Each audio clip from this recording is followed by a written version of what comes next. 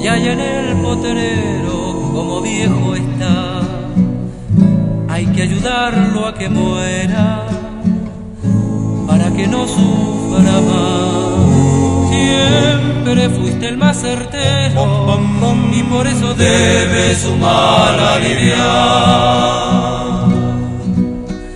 ¿Cómo pretendes que yo, que lo crié de potrillo, clave en su pecho un cuchillo? Porque el patrón lo ordenó.